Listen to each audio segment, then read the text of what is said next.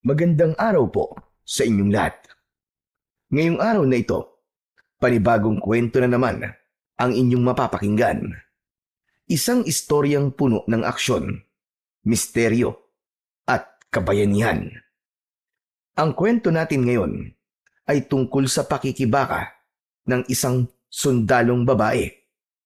Si Ligaya, isang dalagang piniling tahakin ang landas ng paglilingkod at pakikipaglaban, hindi lang para sa bayan, kundi para sa katotohanan at katarungan. Isa pang dahilan kung bakit niya ito pinili ay upang malaman kung ano ang totoong kwento sa pagkawala ng kanyang ama. Isang ama na di na bumalik mula nang sumabak ito sa isang misyon. Katulad ng mismong misyon na nakaatang sa grupo nila. Ngunit ano kaya ang gagawin niya kung matuklasan niyang hindi lang rebelde ang kalaban nila sa sitio Malapad? Paano kung matuklasan niyang may higit na malalakas na kalaban? Hindi tao, kundi mga aswang, mga halimaw na hindi napupuksa ng mga dala nilang armas. Sino nga ba si Ligaya? Paano niya matatapos ang misyon? Makakaligtas kaya siya? Matutupad niya kaya ang pangako niya sa kanyang lolo na babalik siya? O matutulad lang siya sa kanyang amang sundalo na nawala na parang bula? Ihanda ninyo ang inyong loob dahil ang kwentong ito hindi lang tungkol sa digmaan o pakikipaglaban, kundi tungkol sa tapang, panindigan at pagmamahal na ipaglalaban sa gitna ng banta ng mga aswang. Ngunit bago po ang lahat, huwag po nating kalimutan mag-subscribe at i-hit ang notification bell sa aking YouTube channel na The Voice Addict at Apong Isaac para sa mas marami pang makapigil hiningang kwentong aswang at katatakutan mula sa mundo ng kababalaghan. Umpisahan na po natin ang kwento. Nakaupo si Ligaya sa balkon ng maliit na kubo ng kanyang lolo Doming sa probinsya. Hawak niya sa kamay ang isang tasang may mainit na kape na halos hindi pa nababawasan. Nakatingin siya sa malayo, sa bukirin, pero wala namang tinatanaw dahil madilim na ang paligid. Panay ang buntong hininga niya. Maya-maya, lumapit sa kanya ang matanda. Napansin nito ang pananahimik ng kanyang nag-iisang apong babae. Itinabi niya ang isang bangkitong gawa sa kahoy at naupo doon. Nakalikha siya ng ingay, pero kahit konti ay hindi man lang siya pinansin o nilingon ni Ligaya. Doon niya napagtanto na may kinikimkim na alalahanin ang kanyang apo. Apo, ayos ka lang ba? Bakit parang kanina pa lumilipad ang isip mo? Kayo po pala, Lolo. Panay ang buntong hininga mo eh. May problema ka ba? Pwede mo namang sabihin sa akin para naman mabawasan yung bigat na dinadala mo. Ewan ko po, Lolo. Parang may kung ano po mabigat dito sa dibdib ko eh. Di ko rin po maintindihan. Pero ayos lang naman po ako. Nako, sa tingin ko hindi ka ayos. Huwag kang magsinungaling sa akin, Ligaya. Kilala kita po. Simula pagkabata mo, ganyan ka kapag ikaw ay may dinadalang problema. May misyon po kami sa susunod na linggo. Wala namang bago dun eh. Di ka pa ba nasanay sa trabaho mo? Anong klaseng mission ba yan? Ipapadala po kami sa Sitio Malapad. Anak nang, di ba yun yung lugar na sinasabing may grupo ng mga rebelde? Tama po kayo, Lolo. Doon nga po. At yung grupo po na yun ay biyasang-biyasa sa pakikipaglaban. Sanay sa gubat. Parang mga gerilya daw. Walang awa kung pumatay. Alam niyo po, Madaming mga sundalong pinadala roon. Pero ni isa, walang nakakabalik. Walang nakakauwi sa kanilang pamilya. Lahat patay. Ang masakit pa po ay wala man lang bangkay na naiuwi. Para bang naglaho lang na parang bula. Naku, talagang delikado pala. Saka, nakakatindig ng balahibo ang kwento mo, Apo. Anong klaseng mission bang ginagawa doon? At saka, ba't naman kayo ang napili? Recon and recovery, Polo. Kailangan naming malaman kung ano nangyayari doon. Tapos ay, ang maibalik ang dating kondisyon ng sityo na mabawi ito sa mga rebelde. Ganun ba? Gusto lang naman pala nilang malaman ang mga aktibidades doon. Bakit hindi pa gumamit ng mga makabagong teknolohiya? Yung bang parang, ano nga ba yun? Yung bang maliit na helicopter? Drone po yun. Pero, hindi rin po kasi magamit yun sa operasyon eh. Dahil ang sabi sa mga report, walang signal pagdating sa sitio malapad. Nawawala din bigla mga drone. Kaya daw, kailangan nila na may ipadala dun mismo para matapos na ang paghahari-harian ng mga rebelding yon. Kinakabahan ako, Sa misyong to, pakiramdam ko para kaming pinapasok sa bibig ng buhaya. Kung ganyan pala, na napakadelikado, ba't ka pa sasama? Pwede ka namang tumanggi, hindi ba? Hindi po ganun kadali yun, May sinumpaan po akong tungkulin sa bayan. At di ko po pwedeng talikuran yun. Dahil lang sa naduduwag ako. Dahil kung lahat kami aatras, sino po ang pwedeng gumawa? Pero Apo, hindi lahat ng laban kailangan mo salubungin. Hindi porket sundalo ka kailangan mo nang isugal ang buhay mo. May karapatan ka rin na tumanggi kung alam mong wala ng pag-asa. Tao ka rin, Apo. Natural na matakot. Di mo kailangang ikahiya yun. Hindi po pwede, Sasama pa rin po ako. Hindi ako pwedeng umatras kahit delikado. Kasi ito ang pinili kong landas. Sundalo po ako, Hindi ako nagbihis ng uniforme para lang sa sweldo ko. Pangarap kong maglingkod. Pangarap kong may pagtanggol ang ating bayan. Huwag na, Ligaya. Huwag matigas ang ulo mo. Dito ka na lang. Di mo naman kailangan magtrabaho May lupa ako, may taniman, may mga alagang hayop. Hindi ka magugutom dito. Payapa pa ang buhay mo. Malayo sa baril, sa granada, sa dugo.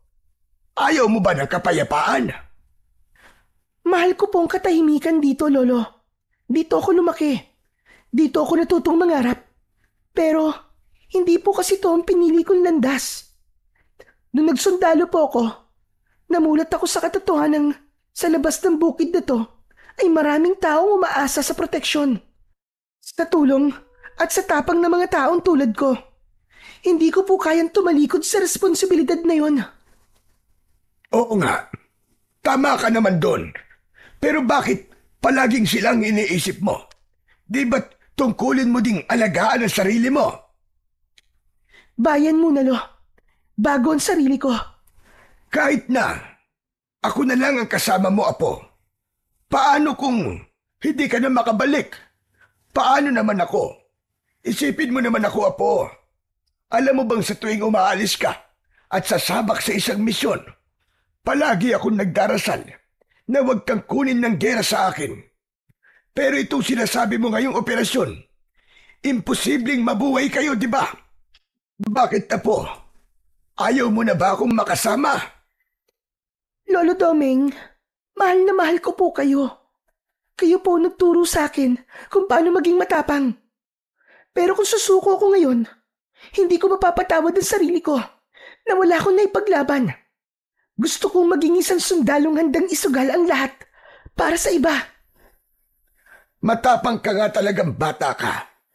Pero sana, maisip mong hindi lahat ng sakripisyo ay kailangan mong akuin. Pwede ka namang maging bayani sa ibang paraan. Hindi mo kailangan mamatay o magsakripisyo ng buhay para lang matawag kang tapat sa iyong tungkulin. Alam ko po yun, Lolo Doming. Pero habang may kasamaan, habang may nang-aabuso sa kapangyarihan, habang may nang-aapi, lalaban po ako. Saglit silang natahimik. Ang gabi ay tahimik rin. Hawak pa rin ng dalaga ang tasa ng kape. Habang si Lolo Doming naman ay pilit na iniintindi ang desisyong ayaw niya sanang marinig. Pero alam niyang wala naman siyang magagawa. Lolo Doming, hindi ako natatakot mamatay.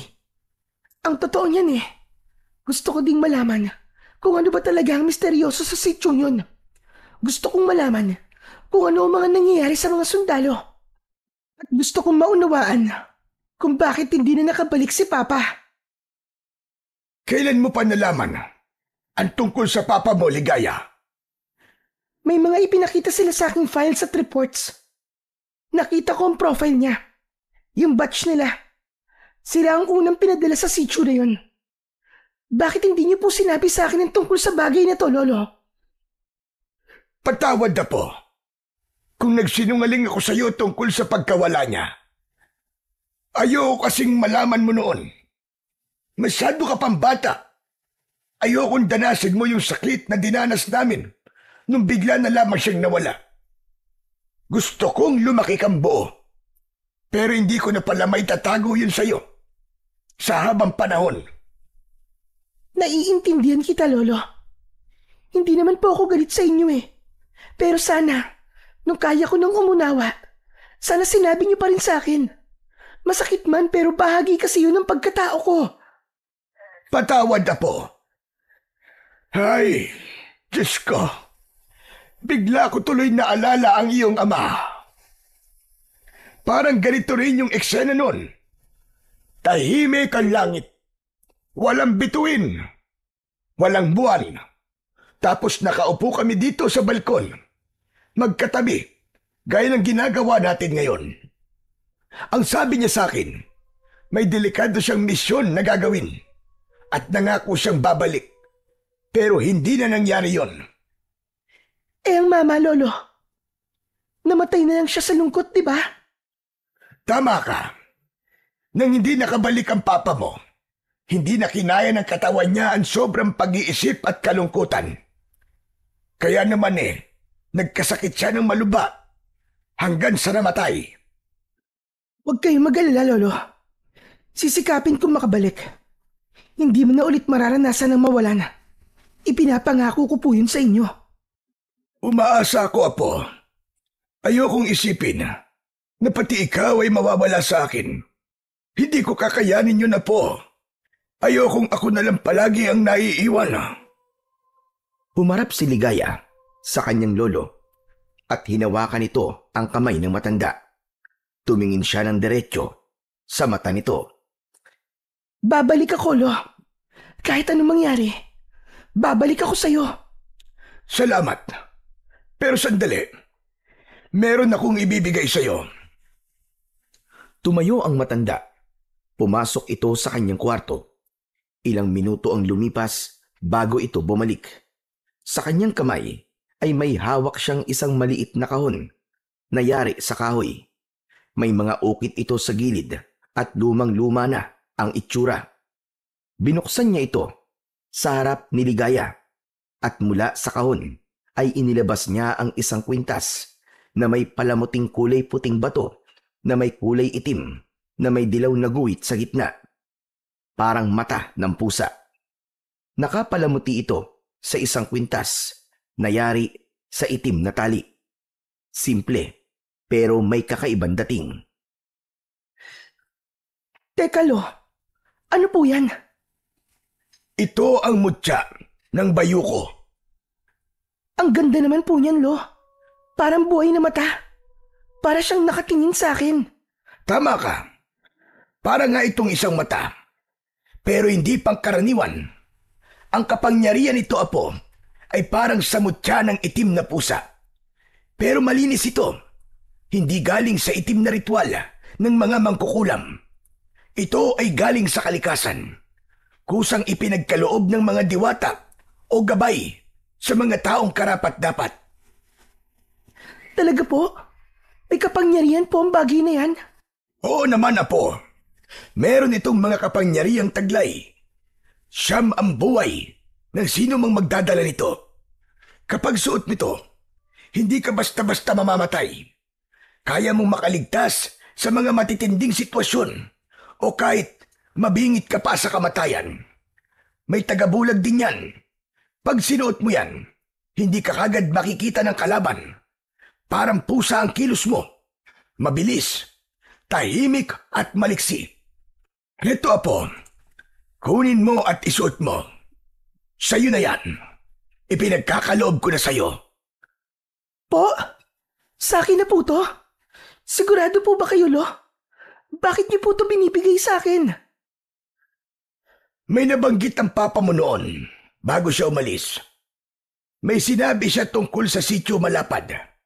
Oo, may mga rebelde raw doon. Pero hindi lang sila ang tunay na kalaban. May mga nilalang daw doon na hindi basta-basta. Mga halimaw, mga anino. Hindi man niya maipaliwanag ng buo, pero sigurado siya na may iba pang kalaban, mas malalim, mas mapanganib. Mukhang mas lumalalim nga po ang misteryo sa lugar na yun, Lolo. Kaya nga, alam mo bang ibinigay ko to noon sa kanya? Kaso hindi niya dinala. Iniwan niya nung gabi bago siya umalis. Nilapag niya ito sa tabi mo habang natutulog ka. Hindi ko alam kung bakit niya ginawa yun. Parang alam niyang hindi na siya makakabalik. Ngayon, hinihiling ko sa'yo na dalhin mo ito. Isuot mo, Apo. Huwag mong huhubarin habang nasa misyon ka. Kinuha ni Ligaya ang mutya mula sa loob ng kahon. Maingat niya itong hinawakan. Nang mahipo niya ang bato, bigla siyang nagulat. Parang may dumaloy na kuryente sa kanyang palad. Nabitiwan niya ang mutya. Mabuti na lamang at nasalo kagad yun ng kanyang lolo. Lo, bakit po may kuryente? Ganun talaga. Pag ganyan ang nangyari, ibig sabihin, tinatanggap ka ng mutya. At ibig sabihin, pumapayag itong maging bahagi mo. Gusto niyang ikaw ang maging tagapangalaga niya. Talaga, Lolo Doming? Huwag kang mag-alala. Hindi ka nito kukuryentin. Subukan mo ulit, Apo. O heto, hawakan mo ulit. Muling inabot ito ni Ligaya. At tulad ng sinabi ng lolo niya, hindi na siya nakuryente. Bagkus, naramdaman niya ang isang malamig na hangin na tila yumakap sa kanya. Matagal, halos mapapikit siya sa kakaibang sensasyong yun. Pagmulat ng kanyang mga mata, tahimik niyang isinuot ang kwintas sa kanyang leeg. May naramdaman siyang kakaiba, parang may gumising na kakaibang lakas sa kaibuturan ng kanyang pagkatao. Lo, ba't ganun? Parang bumilis po ang pintig ng puso ko. Tapos parang luminaw din po ang pandinig ko at saka ang paningin ko. Tapos, Lo, para akong may built-in na night vision. Kitang-kita ko yung parting yun, oh. Maliwanag na maliwanag. Sabi ko naman sa'yo, di ba? Nagsisimula niya nang ipakita sa'yo ang ibang kapangyarihan niya. Ang galing, di ba? Ang galing nga po, Lo. Grabe. Totoo po pala ang mga agimat at mga mutya. Hindi ako makapaniwala. Pag nagamit mo yan sa labanan o sa delikadong sitwasyon, mas maiintindihan mo pa kung gaano kaimportante ang mutya na yan. Maraming salamat po dito, Lolo. Sa tulong po ng bagay na to, nababawasan ang takot ko. Malakas ang kumpiyansa ko na matatapos ko ng delikadong misyon na yon. Yan ang gusto kong marinig mula sa'yo, Apo. Para na rin po sa mga kasama ko. At pangako, Lo, pagbalik ko, dala ko na ang sagot. Hindi lang para sa akin, kundi para kay Papa, kay Mama, at para sa'yo. O sige na, mabuti pa'y magpahinga ka na. Ilang araw bang ibinigay na bakasyon sa inyo? 3 araw po, Lolo. At susulitin natin ang mga araw na yon. Kinabukasan ng umaga, maagang nagising ang dalaga. Paglabas niya ng bakuran, ay nakita niya ang lolo doming niya na nagsisiga ng mga tuyong dahon sa ilalim ng mangga. Gising ka na pala, Apo. Kumusta ang pakiramdam mo? Ayos lang po ako. Kayo po, Lo, kumusta po kayo? Kumusta po ang tulog nyo? Hindi nga ako masyadong nakatulog. Sa palagay ko 2:00 na ako ng madaling araw nakatulog. Tapos nagising ako ng 5:00. Hay nako, ganito yata talaga kapag matanda na. Naku, masama po yun, Lo. Halos 3 oras lang po pala ang tulog nyo. Dapat hindi mo na kayo bumangon. Hinayaan nyo na lang sana muna ang mga yan. Wala naman kayong amo para gawin ang mga trabaho na yan. Nako, Iha, sanay na kasi ang katawan ko. Hindi ako mapalagay kapag walang ginagawa. Hayaan mo na, magaan lang naman to. Parang ehersisyo na rin sa akin. Ganun po ba? Pero dapat po, hindi kayo nagpapakapagod. Hindi na po kayo bata, Lo. Alam ko naman yun. Pero ganito talaga pag matanda na. Mas mahirap yung walang ginagawa. Lo, nagkape na po ba kayo? Tapos na, kanina pa. Ikaw, kung gusto mong magkape, may pinainit akong tubig sa termos. Pwede ka na magtimpla ng kape mo. May tira din akong pandesal. Naroon sa ibabaw ng lamesa. Mamaya na po siguro. Tutulungan ko na lang po muna kayo dyan. Nasaan po ba yung walis? Naku, wag na. Tapos na ako magwalis. Tapos na rin akong magdilig ng halaman at magpatuka ng mga manok. Wala ka nang gagawin, Iya. Mag-relax ka lang dyan at magpahinga.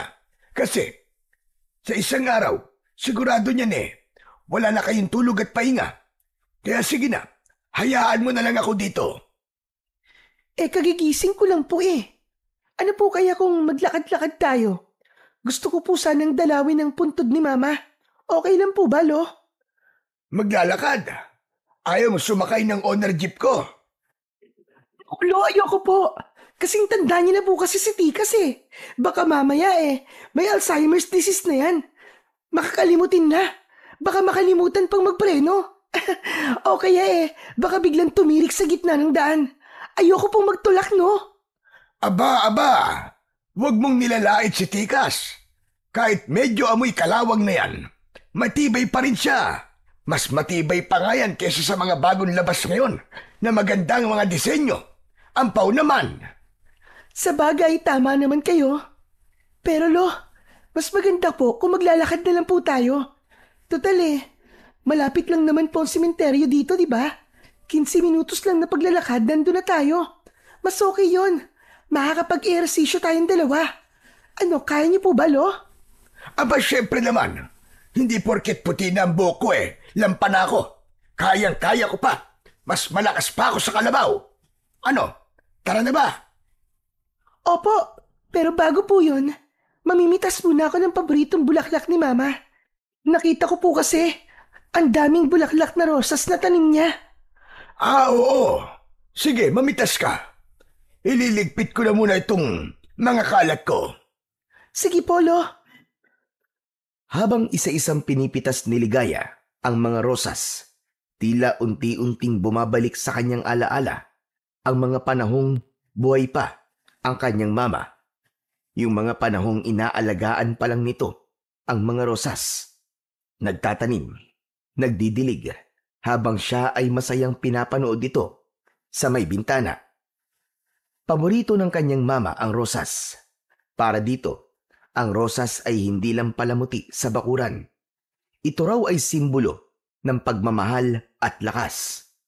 Kaya naman, kahit pagod na, patuloy pa rin ito sa pagtatanim at pag-aalaga. Ngayon, si Ligaya na ang namimitas ng mga bulaklak na yon. Hindi niya mapigilan ang pagtulo ng luha habang nakangiti. Ilang sandali pa, isang bungkus na ang kanyang nakuha. Tumayo siya at lumapit sa kanyang lolo na noon ay tapos na rin sa kanyang mga ginagawa. Agad silang naglakad papunta sa sementeryo. Ang ganda ng panahon ngayon ah. Kaya nga parang talagang umaayon ang panahon sa pagdalaw natin sa mama mo. Tumango si Ligaya at nagpatuloy sa kanilang paglalakad. Inabala niya ang sarili sa pag-aayos ng hawak na mga rosas. Ngunit maya-maya, isang motorsiklo ang biglang humarurot sa pababang kalsada. Mabilis ito at panay ang busina. Tila nawala ng kontrol.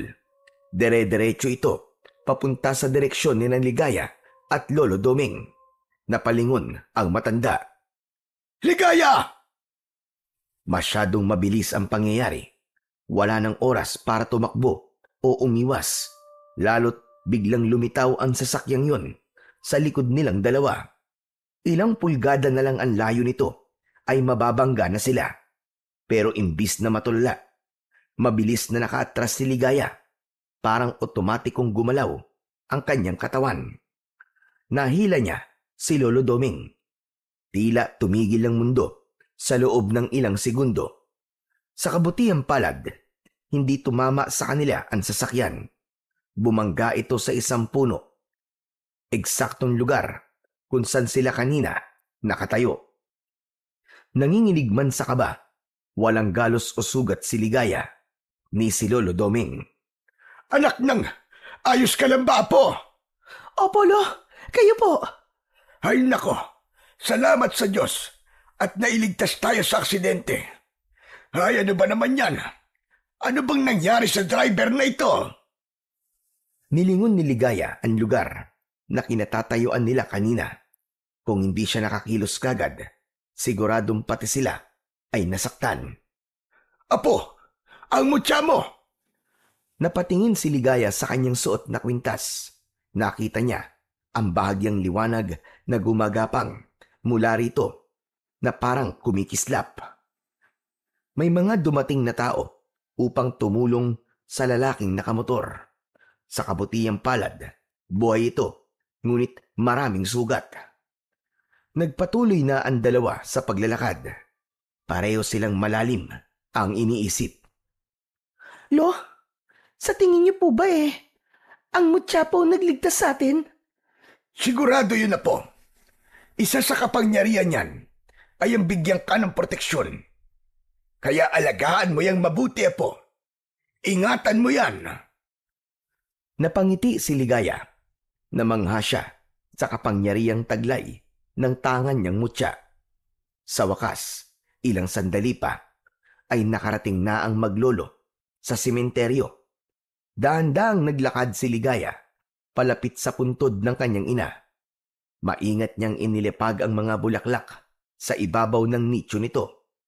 Bahagya siyang yumuko at pinunasan ng kanyang palad ang alikabok sa lapida. Binasa niya sa isip niya ang pangalan ng kanyang ina at ang petsa ng kamatayan nito. Napalunok siya ng laway. Mama, nandito po kami ni Lolo.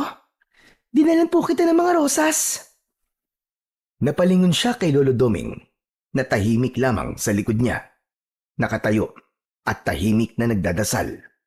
Umupo siya sa tabi ng puntod at saka nagpatuloy. Ma, may mission kaming pupuntahan. At yung mission po na yun baka maging daan para malaman ko kung ano ba talaga nangyari kay Papa. Ma, pangako, mabibigyan na ng linaw ang lahat. Gagawin ko po ang lahat para malaman kung ano ang totoo.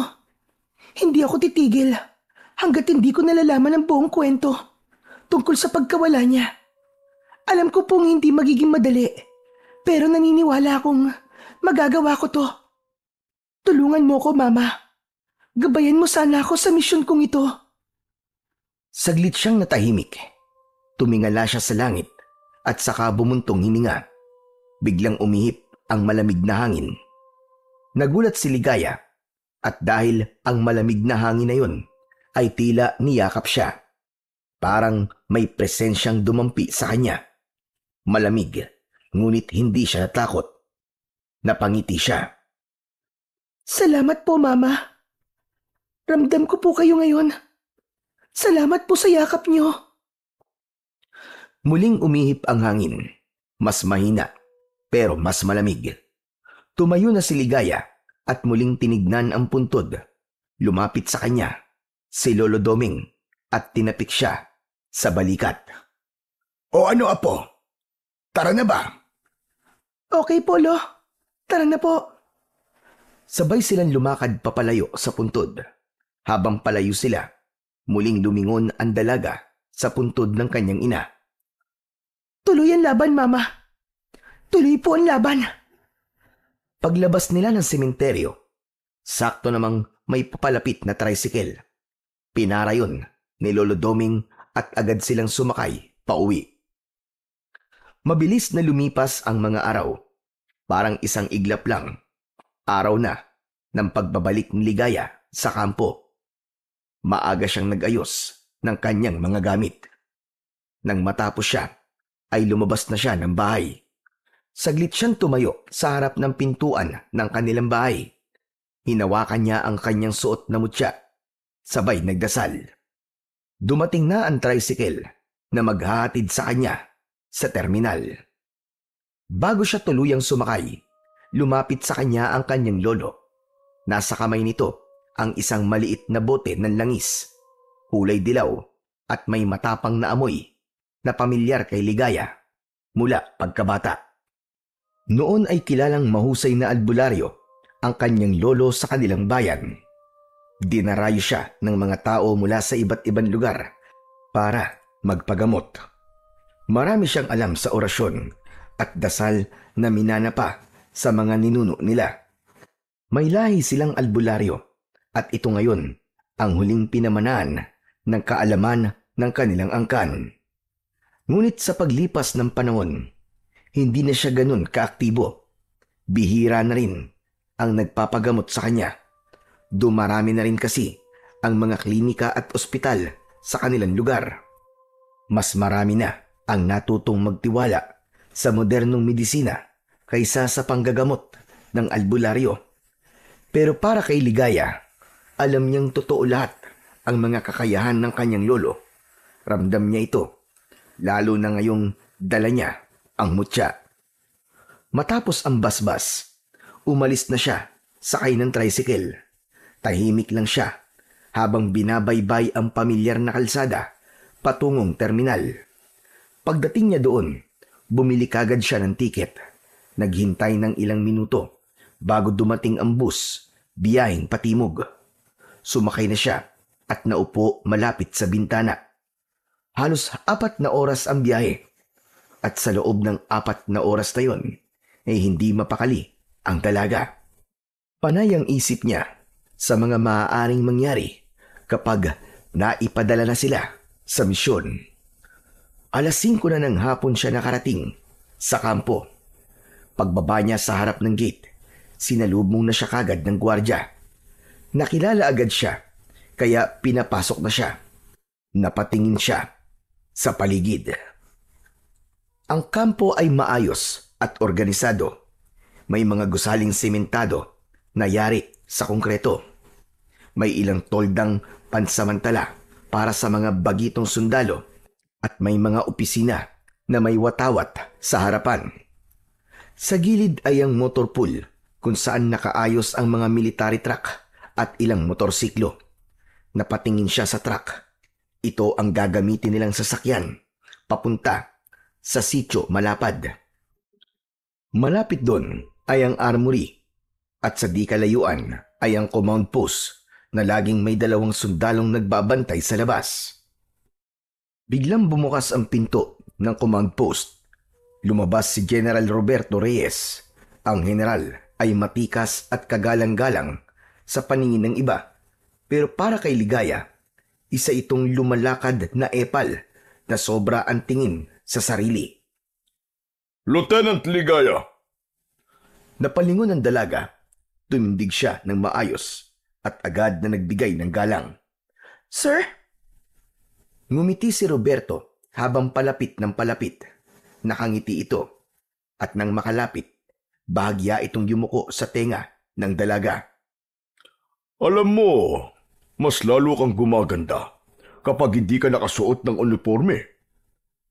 Hindi kagad nakaimik si Ligaya sa sinabi ng general. Pinili niyang manatiling profesional pero hindi pa tapos ang general.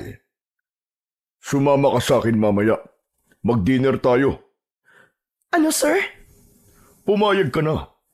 Kaya kitang i-pull out sa assignment mo kung makikipag-date ka sa akin. Sir, hindi po. May tungkulin po ko. At hindi ko po yun basta-basta iiwan para lang sa... Ano ka ba naman, Santos? Ako na nga nagsasabi. Kung gusto mo lang naman. Alam mong delikado yung misyon. Ayaw mo ba nun? Inililigtas lang kita, pero syempre may kapalit. Sige na, tanggapin mo na. Hindi lahat binibigyan ko ng pagkakataong ganito. Pag-isipan mo. Naalibadbaran si Ligaya. Uminit ang pakiramdam niya nang marinig yun. Hindi na niya napigilan pa ang sumagot sa general. Sir, excuse me po. Baka lang kasi nakakalimutan nyo. Sundalo ako. Hindi ako pokpok. Kung may gusto ko yung gawin para sa karir ko, gawin niyo yun. Base sa kakayahan ko. Hindi sa pagitan ng hita ko. Nanigas ang mukha ng general sa kanyang narinig.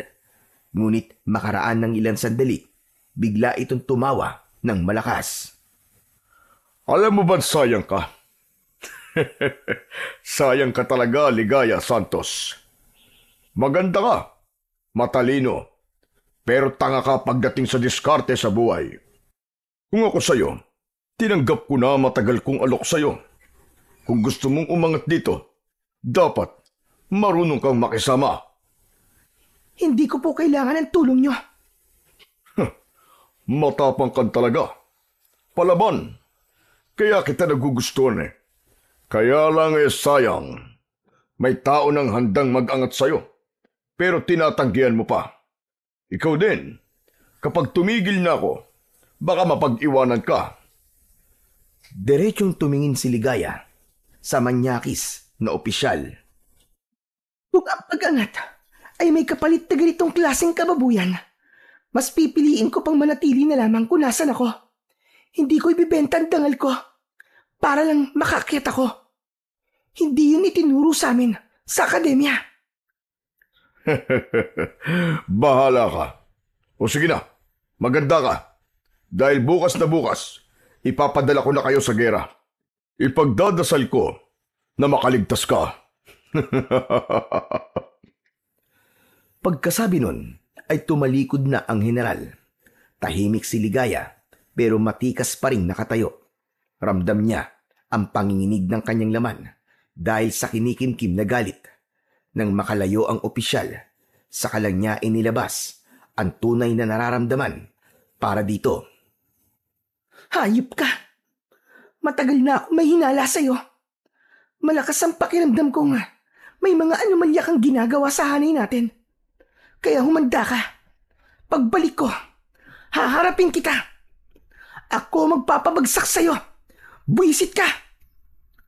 Nagpatuloy na siya sa paglalakad at tinungo ang barracks para sa kanilang mga babaeng sundalo. May ilang kapwa sundalo ang bumati sa kanya. Dumiretso siya sa isang cubicle sa loob ng barracks, isang folding bed, isang cabinet at maliit na lamesa ang laman ng kanyang espasyo. Nilapag niya ang kanyang bag at naupo. Dahan-dahan niyang hinila mula sa ilalim ng kanyang damit ang mutyang suot niya. Makapangyarihang mutya. Samahan mo ako sa pagkakataong ito. Maging kasangga na kita sa laban na to. Hinawakan niya ito ng maigpit, saka muling ibinalik sa ilalim ng kanyang t-shirt. Mabilis na lumipas ang oras. Sumapit na ang gabi sa kampo. Maya-maya ay may tumawag sa kanyang kasamaan. Pinapatawag na sila ng kanilang mga general. Tumayo agad si Ligaya. Kinuha ang kanyang cap, isinuot yun at sumama sa ibang kasamaan patungo sa gusaling ginagamit bilang silid para sa kanilang pagpupulong bago ang operasyon. Pagdating nila roon, naroon na ang general at ilang pang mataas na opisyal sa gitna ng silid. May nakalagay na mapa sa mesa. May ilang papel, marker at listahan ng mga pangalan. Tumikhim ang general. Makinig kayo mabuti. Bukas ay uumpisa na ninyo ang misyon. Kailangan yung tiyakin ang seguridad ng lugar na pupuntahan nyo. Tukuyin nyo kung talagang may aktwal na banta. Ano mang uri ng panganib ang harapin nyo. Harapin nyo ng buong tapang at pag-iingat. Nagsimula na siyang sabihan ang lahat ng mga dapat malaman ng mga sundalong ipapadala. Nang matapos, sandaling katahimikan ang namayani sa buong silid. Walang umimik na mga sundalo. Ramdam nila ang bigat ng susuunging misyon. Makalipas ang ilang sandali, muling nagsalita si General Roberto. Ayokong may masaktan sa inyo. At higit sa lahat, ayokong may masangkot na sibilyan. Kaya dapat mabilis kayong kumilos. Matalino sa bawat desisyon. At palaging alerto. Tumango ang mga sundalo. Lahat ay seryoso. Simulan nyo nang ihanda ang lahat ng personal nyong mga gamit. Siguraduhin nyong kumpleto ang inyong mga armas. I-double check ang barel, bala, at mga communication devices. Walang dapat makalimutan. Lahat ng kailangan sa operasyon, dapat ay handa na ngayong gabi. Sige na, magpahinga na kayo. Tumalikod na ang general at lumabas ng silid. Tahimik namang nagsibalikan sa kanilang mga baraks ang mga sundalo. Pero si Ligaya, imbis na dumiretso sa loob, ay dumaan muna siya sa likod na bahagi ng gusali. Madilim doon. Ito ang paborito niyang puntahan tuwing gusto niyang mapag-isa at kapag kailangan niyang mag-isip at habang nagpapahinga. Umupo siya sa isang kahoy na bench. Tumingala sa langit. Walang ganong bituin at may kalakasan ang ihip ng hangin. Ipinikit niya ang kanyang mga mata upang damhin ang lahat ng yon. Ngunit ilang minuto pa lang ang lumipas. Bigla siyang may narinig na kaluskos. Napadilat siya. Kumunot ang noo at tumingin sa paligid. Teka, ano kaya yun? Ngunit narinig niya ulit ito. Mas malapit, mas malakas. Inilabas niya ang kanyang mutya at hinaplos ito sandali. Biglang may kakaibang liwanag sa paningin niya. Luminaw ang paligid. Ang likod ng matataas na damo, may nakita siya. Isang nilalang na hindi niya masasabing tao at hindi rin hayop. Malaki ang katawan nito. Halos doble ang laki sa katawan ng isang aso. May mahahabang galamay sa likod na parabang baluktot na sanga. Ang balat nito ay kulubot at kulay abo. Ang mukha nito'y parang pinaghalong baboy ramo at paniki. May matatalim itong mga ngipin na nakalabas kahit hindi ito nakanganga. Ang mga mata nito ay mapupula, parang umiilaw sa dilim. Napatayo agad ang dalaga, kinapa ang baril at mabilis na itinutok ito sa nilalang. Ngunit tila naramdaman ng nilalang ang kanyang presensya. Lumingon ito at nagtama ang kanilang mga mata. Saglit lang, sa isang kisap mata ay bigla itong tumakbo. Mabilis, hindi halos marinig ang mga yabag nito at bago pa siya makakilos, nawala na ito. Ano yun? Anong klaseng nilalang yun? Nakakatakot. Bigla siyang kinilabutan. May kung anong takot siyang naramdaman. Para siyang binuhusan ng malamig na tubig. Pero sa halip na tumakbo, nanatili siyang nakatayo. Pinakiramdaman ang paligid. Maya-maya pa ay may narinig na siyang isang malakas na alulong mula sa malayo. Bumalik na siya sa loob ng barracks. Inayos niya ang kanyang gamit at pilit na pinakalma ang sarili. Pinilit niyang makatulog sa kabila ng kanyang nasaksiyan. Pilit niyang binura sa kanyang isipan ang mga tanong kung ano ang ginagawa ng ganong nilalang sa kanilang kampo. Ilang sandali pa, nakatulog na rin ang dalaga. Kinabukasan, tinawag na sila ng commanding officer nila. Sumakay ang mga sundalo sa military truck. Lahat sila ay halos nasa 40 bilang ng mga sundalo. Ilang oras ang nagdaan, unti-unti nang nagbabago ang tanawin. Mahigit 3 oras na silang nasa kalsada. Mula sa sementadong kalsada, naging lupa at masukal na ang paligid. Puno ng makakapal na damo, mga baging at matataas na puno ang gilid ng kanilang daan. Paakyat na rin ang daang tinatahak ng konvoy. Ano yun? Ilang beses na napasingot si Ligaya nang may maamoy siyang kakaiba sa hangin. Mabaho, amoy bulok na karne. Tumingin siya sa labas ng sasakyan. Maya-maya pa ay tumigil ang mga sasakyan sa tabi. Nagtaka ang dalaga. Wala sa plano nila ang huminto hanggat hindi sila nakakarating sa sitio Malapad. Panay ang tanong niya sa kanyang mga kasamaan hanggang sa may nagradyo. Sinabi nito ang isang masamang balita. May mga naiwanan silang gamit. Wala silang nadalang supply, pagkain, mga damit at kanilang mga bag, mga karagdagang baril, bala at iba pa. Ano? Paano nangyari yun? Bakit? Imposible! Agad silang nagkagulo. Pakiramdam ni Ligaya, may sabotaheng nangyari. Naramdaman niyang may mali. Pagtingin niya sa may bandang kanan ng daan, may mga taong nakatayo. May mga bitbit ang mga ito na tila mga panggatong. Lahat sila ay pawang mga kalalakihan. Malalaki ang katawan at sunog sa araw ang mga balat. Nakasuot sila ng mga lumang pantalon at nakahubad ang itaas na bahagi ng kanilang mga katawan. Sa unang tingin, wala naman kakaiba sa kanila. Ngunit nang mapansin ni Ligaya na pare-pareho ang tato ng mga ito sa kaliwang balikat, isang ulo ng agila, nagsimula siyang magduda sa katauhan ng mga ito. Maingat niyang sinulyapan kung may dala silang sandata, pero wala siyang nakita. Nagkunwari na lamang siyang magtanong gamit ang kalmadong boses.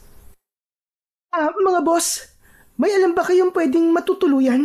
O kaya may makakainan na malapit dito? Naku walang ganun dito sa bundok. Saan ba kayo pupunta? Sa sitio Malapad ba? Po, hindi po. Hindi kami dun pupunta. Ang lagay parang naligaw po kami. Hindi kayo naliligaw. Alam naming sa sitio Malapad ang punta nyo. Bakit ba padala ng sundalo sa sitio na yun? Delikado ang papunta ron. May alam kayo tungkol sa sitio Malapad? Oo naman. Lahat ng tao dito ay alam tungkol sa lugar na yun. Mga pugad yun ng aswang. Lahat ng pumapasok doon, hindi na nakakalabas. Ano ka mo? Pugad ng aswang? Oo. Maraming aswang ang namamahay doon. Kaya bumalik na kayo kung saan kayo nanggaling. Hindi nyo alam kung ano pinapasok nyo. Delikado sa lugar na yun. Huwag nyo nang subukan. Ngunit sa kabila ng babala ng lalaki at sa kakulangan nila ng gamit, nagpatuloy pa rin sila sa biyahe. Dumilim na ang paligid. Hindi na nila matukoy kung anong oras o ilang kilometro ba ang lalakbay nila. Ang masama pa, hindi na yun ang orihinal na rutang dapat nilang daanan. Wala na sa mapa ang daang tinatahak nila. Maya-maya pa, may namataan silang isang maliit na baryo sa di kalayuan.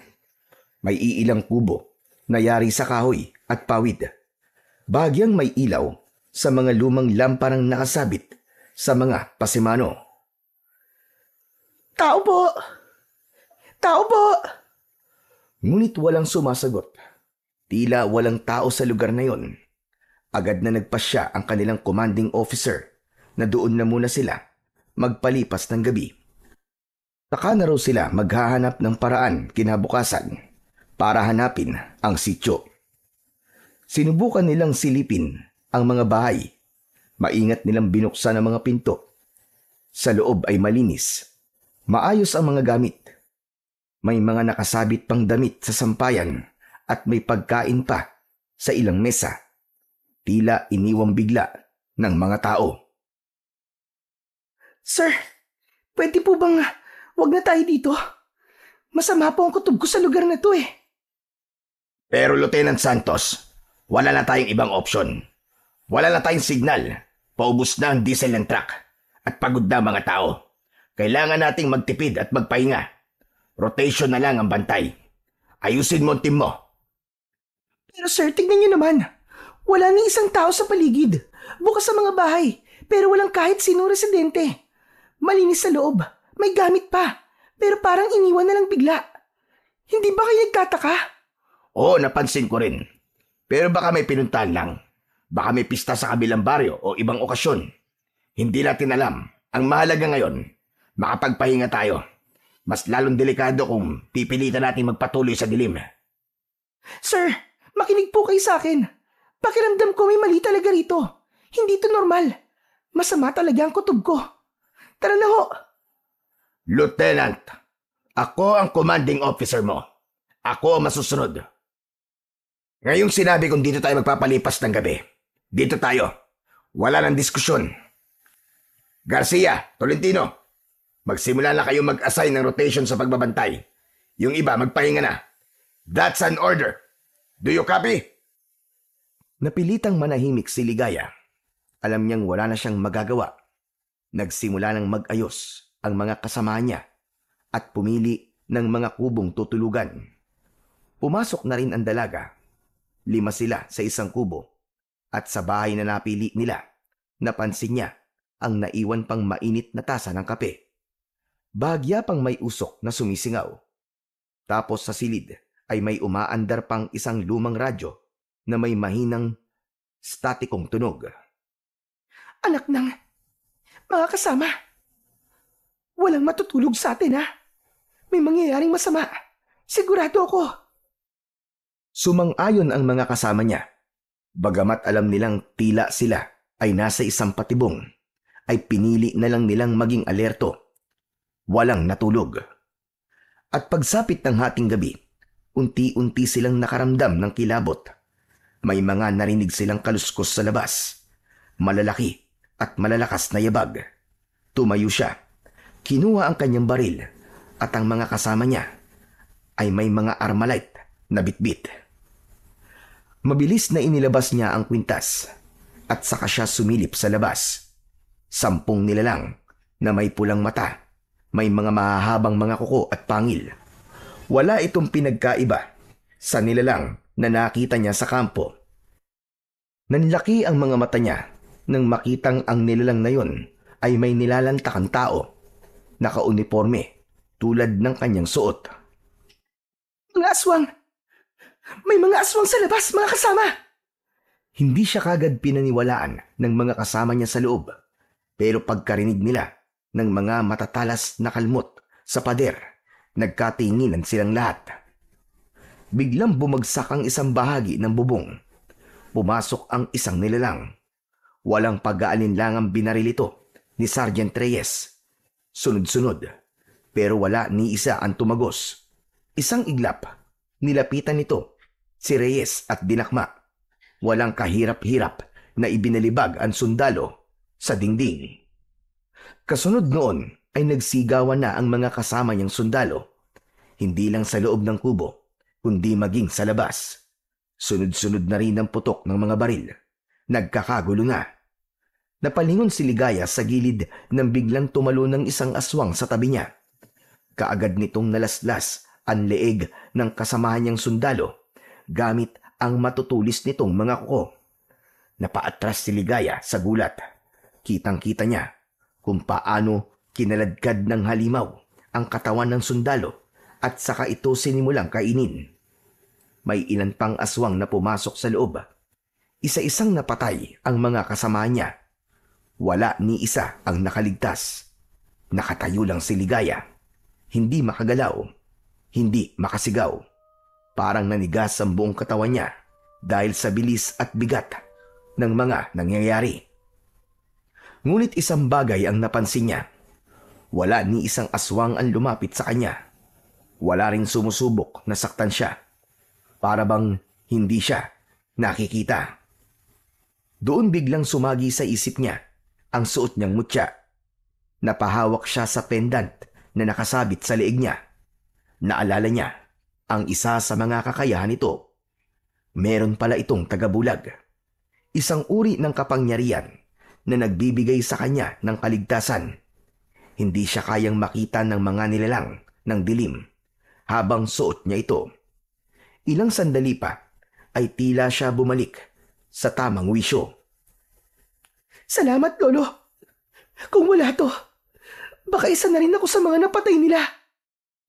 Diyos ko, ito ba ang dahilan kung bakit hindi na nakakabalik ang mga sundalo ng buhay? Naglakad siya palabas ng kubo. Maingat, sinikap niyang hindi makalika ng kahit na mahinang ingay. Iniwasan niya ang mga nagkakagulong aswang. Paglabas niya ng pinto, tumambad sa kanya ang may kalunos-lunos pang tagpo. Nagkalat ang bangkay ng mga kasama niyang sundalo. Iba't ibang posisyon, iba't ibang anyo ng kamatayan.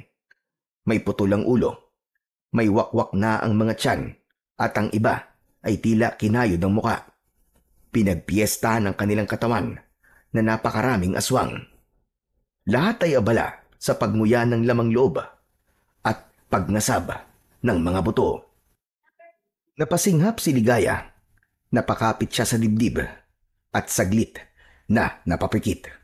Ngunit isang sigaw ang gumising sa kanya mula sa matinding takot. Mga lintik kayong mga halimaw kayo! Sige! Tapusin silang lahat! Nagmula sa kabilang bahagi ng gubat ang ilang grupo ng mga armadong lalaki. May mga hawak silang mga sandata na hugis kurbada ang talim at medyo makapal. Ang dulo ay hindi matulis gaya ng espada, kundi hugis pabilog. Mas mahaba sa karaniwang itak pero mas maiksi kesa sa kampilan. Nang mamataan ng mga aswang ang papalapit na grupo, agad silang nagsitakbuhan at nagsitakas. May ilan pang naabutan ang mga lalaki at napatay. Ngunit mas marami ang nakatakas. Biglang tumahimik. Naiwan ang amoy ng dugo sa hangin. Kasunod nito ay isa-isang ininspeksyon ng lalaking tila lider ang nagkalat na mga bangkay ng sundalo. Halata sa mukha nito ang labis na galit. Ang titigas kasi ng ulo niyo eh. Sabi ko na kasi sa inyo na delikado ang pagpunta sa sitio eh. Pero nagtuloy pa rin kayo. Nilapitan niya ang isa sa mga bangkay. Kinuha ang dogtag nito. Binasa ang pangalan at mariing pumikit. Sayang, bata ka pa. Hindi mo man lang nalaman ang totoong kalaban. Natulad din kayo sa iba. Tumalikod dito at hinarap ang kanyang mga kasama. Pulutin niyo ang mga armas. Huwag niyong hayaang maiwang gamit ang mga bangkay. Alam ng mga alimaw ang taktika ng mga sundalo. Gagamitin nila yan laban sa atin. Tahimik ang kasamahan ng mga lalaki. Malungkot sila habang pinupulot ang mga armalite at baril at maging ang mga dogtag ng mga ito ay kanilang kinolekta. Kumuha kayo ng gasolina sa sasakyan nila. Kailangan natin sunugin ang mga bangkay para hindi na sila balikan ng mga aswang na yon. Agad na sumunod ang ilan. Isa-isa nilang nilatag ang mga katawan sa ibabaw ng patong-patong na kahoy. Dahan-dahang binuhusan ng gasolina at sinindihan. Si Ligaya, tahimik na nakamasid. Ngunit nang makita niyang nagsimula ng lamunin ng apoy ang bangkay ng mga kasama niya, hindi niya na napigilan ang maging emosyonal. Mga kasama! Mga kaibigan! Bigla na lang siyang napaiyak. Hindi niya namalayan na napalakas ang kanyang pag-iyak. Napalingon si Commander Mando. Napakunot ang kanyang noo. May kung anong gumapang nakilabot sa kanyang katawan. Sino yan?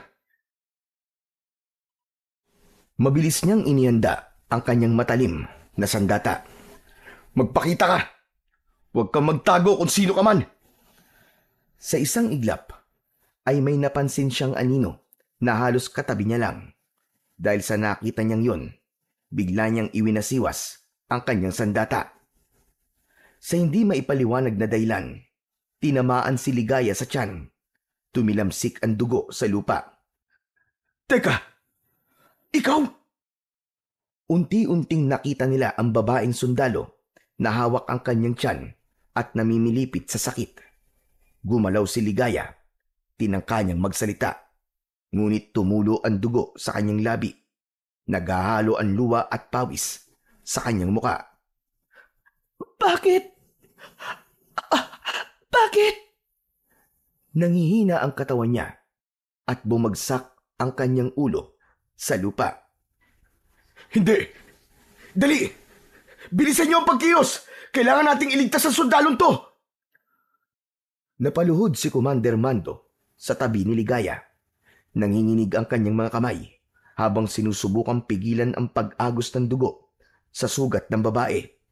Tumitig siya sa kanyang palad, basang-basa ng malapot at mainit na dugo. Sa unang pagkakataon, sa loob ng maraming taon ng pakikipaglaban, ngayon lang siya nakaramdam ng labis na pagsisisi. Hindi maaari. Anong nagawa ko? Lumapit ang isa sa mga lalaki na may dalang tela. Ginapos niya ang sugat sa tagiliran ni Ligaya. Sinabi nitong buhay pa ang babae. Kung ganun, ay tulungan natin. Dali natin sa kampo. Ihanda mga sasakyan. Bilisan nyo. Baka hindi na umabot to. Tulong! Tulungan niyo ako! Huwag ka na magsalita. Ligtas ka na. Huwag ka na muna magsalita. Binuhat ng lalaki si Ligaya at sa bisig nito, nawalan ng malay ang dalaga. Kasabay ng biglang pagtahimik ng buong gubat. Habang papalayo ang sasakyan, ang apoy mula sa sinusunog na mga bangkay ay biglang lumiyab ng mas mataas at naiwan ang kakaibang amoy sa buong paligid. Pagkaraan ng ilang araw, unti-unting dumilat si Ligaya. Agad na gumala ang mga mata niya sa paligid. Nasa loob siya ng isang maliit na silid. Pawid ang bubong at gawa sa kawayan ng dingding. Agad niyang napansin ang mga nakasabit na tali ng mga bawang sa mga bintana. At pagkatapos nun, ay nabaling naman ang tingin niya sa salaming nakatapat sa kanya. Doon niya nakita ang sarili niya. Maraming dahon ang nakatapal sa kanyang mga braso, sa balikat at sa kanyang tiyan. Nakahiga siya sa isang papag na may banig. May manipis na kumot at may unan. Nalilito siya, ngunit bago pa man siya makapag-isip ng malinaw, nakarinig siya ng mahinang yapak na papalapit. Bumukas ito ng dahan-dahan. Pumasok ang isang lalaki. Nanlaki ang kanyang mga mata nang makilala kung sino ito. Ikaw? Mabuti naman at gising ka na. Salamat. Kumusta na ang pakiramdam mo? Umupo ito sa isang silya sa tabi ng papag. Biglang napahawak sa ulo si Ligaya. Pilit na inaalala ang mga nangyari. Ikaw? Ikaw yung... Teka, nasan ako? Nandito ka sa Sitio Malapad. Ano? Ito yung lugar ng mga rebelde, di ba? Ibig sabihin, nandito ako sa lugar ng mga kaaway. Sandali lang. Kumalma ka lang. Hindi tayo magkaaway. Bakit? Bakit ako nandito? Ako may kasalanan. Nasugatan kita nung... patawad ha. Hindi ko sinasadya. Akala ko kasi Hindi na naituloy ng lalaki ang kanyang sasabihin. Yumuko ito sandali. Nagkamali ako. Nasugatan kita. Pero salamat sa Diyos at buhay ka na. Gaano na ako katagal na nandito? Matagal-tagal rin. Kulang-kulang 1 buwan. Ano? Isang buwan? Oo, hindi ka magising. Pero alam mo bang mabilis na gumaling ang sugat mo? Parang ang milagro yun eh. Ang manggagamot namin ang nag-alaga sa'yo, si Katuro. Sayang, wala siya ngayon dito. Matutuwa siya kapag nalaman niyang gising ka na. Tumahimik ang dalaga. Sinubukan niyang bumangon, pero bigla siyang natigilan nang maramdaman ang sakit sa kanyang mga binti at braso. Oh, dahan-dahan lang. Salamat ah. Teka, aalisin ko lang muna tong mga dahon sa katawan ko. Ako na, tutulungan na kita. Pasensya ka na kung ganyan kadami ang nakatapal sa'yo. Ganyan talaga kung manggamot si Katuro eh. O ayan, naalis ng lahat. Sandali, kukuhanan lang kita ng palanggan at tubig. Baka gusto mo maghilamos. Wag na. Ayos lang ako. Dito ka lang. Mag-uusap tayo. Anong pangalan mo? Ikaw ba ang pinuno ng mga rebelde? Rebelde? Yung ba ang tawag nila sa grupo namin? Bakit? Ano ba ang dapat itawag sa inyo? Ay, wala. Siya nga pala. Ako si Mando. Commander Mandon tawag nila sa akin dito. Tumango-tango ang dalaga sa sinabi ng lalaki. Salamat ah. Salamat sa pag-aalaga. Wala yon. Kasalanan ko naman talaga ang nangyari. Kung namatay ka, habang buhay na dadalhin ng konsensya ko yun. Ganun? Eh bakit mo naman kasi ako iniwa? Sa tiyan pa talaga. Mainit ang sitwasyon nun. Masyado akong alerto at naging emosyonal sa mga nangyari. Tapos may nakita akong anino. Akala ko isa ka sa mga aswang. Kaya yun. Ang mga kasamahan ko. Pinatay sila ng mga aswang. Alam ko. At palagi nilang ginagawa yun. Pinapatay nila ang mga sundalo na papunta dito. Bakit iba ang repost sa amin? Ibang impormasyon sinasabi nila. Ang alam namin, pinumumugaran ng mga masasamang rebelde ang Sitio Malapad. Na may mga biyag kayong sibilyan at pumapatay kayo ng mga sundalong pinapadala dito. Hindi totoo yun. Hindi kami ang pumapatay sa kanila.